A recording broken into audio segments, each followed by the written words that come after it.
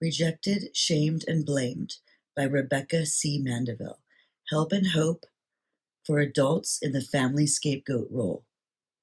Chapter 7. Chapter 7. Scapegoating as Family Betrayal. Betrayal trauma theory is defined as a trauma perpetuated by someone with whom the victim is close and reliant upon for support and survival. Betrayal trauma theory addresses situations in which people or institutions that a person relies upon for protection, resources, and survival violate the trust or well-being of that person. Next, we'll look at how betrayal trauma and family scapegoating abuse interrelate. What is betrayal trauma theory?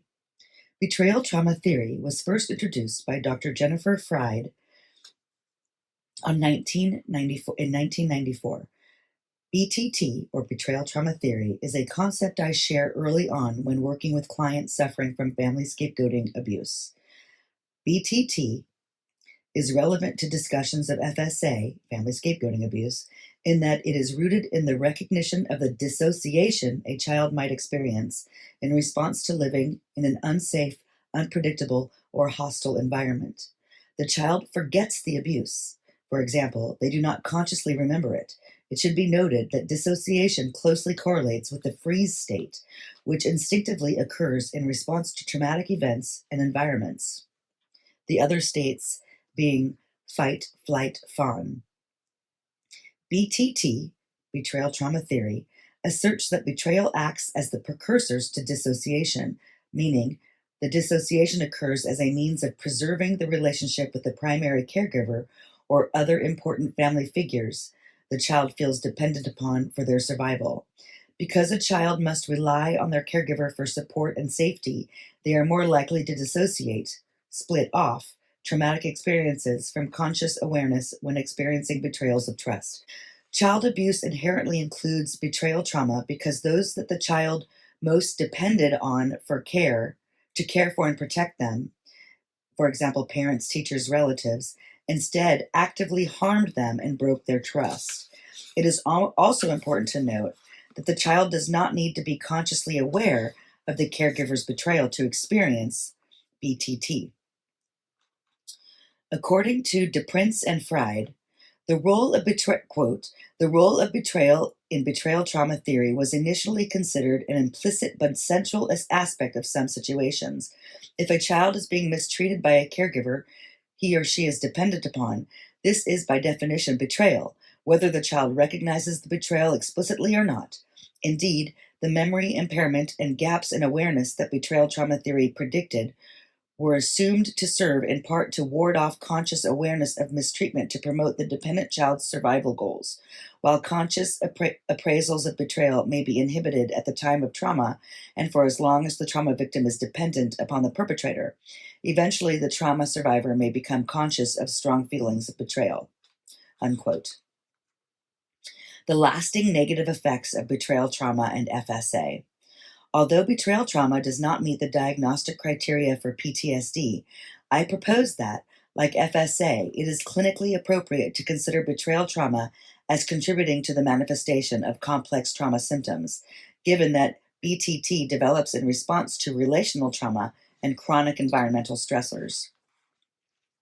Specifically, when the family environment feels unsafe, threatening, or hostile, and there is no means of escape due to age and various types of dependency, the child is vulnerable to developing signs and symptoms of complex trauma, which will often intensify when they are adults.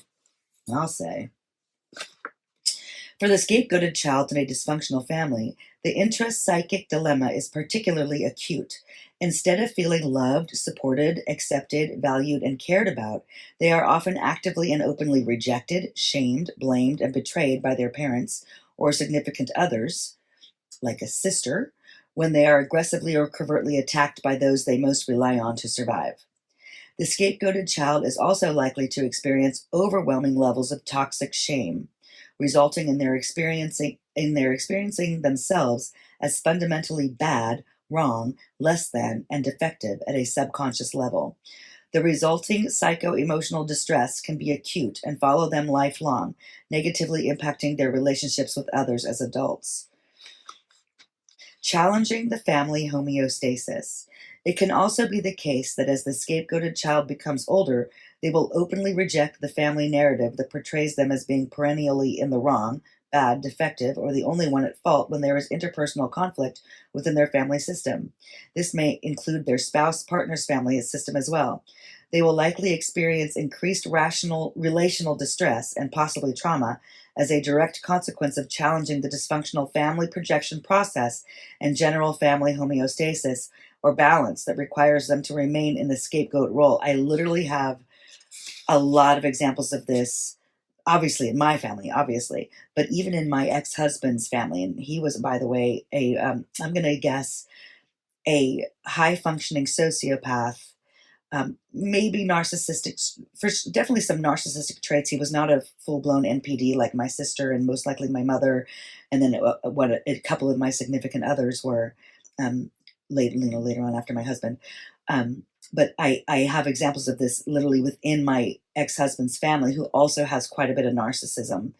Um, anyway, moving on. With no means of effectively addressing the situation due to being chronically disempowered by the family system they find themselves within, the FSA survivor will often become distraught and hopeless.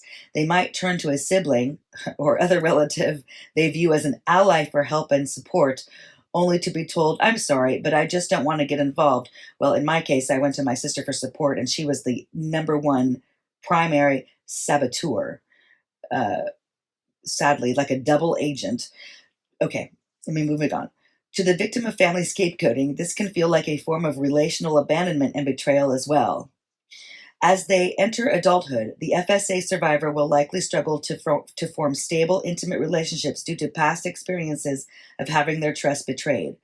Alternatively, they may find themselves in abusive relationships as an adult, unconsciously recreating their childhood experiences of interpersonal harm and betrayal.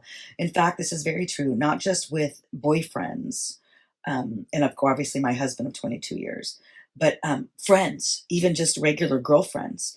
Um, Many of them turned out to be abusers all on their own. Just, you know, and maybe they aren't in like inherently abusive people, but they could abuse me, so they did.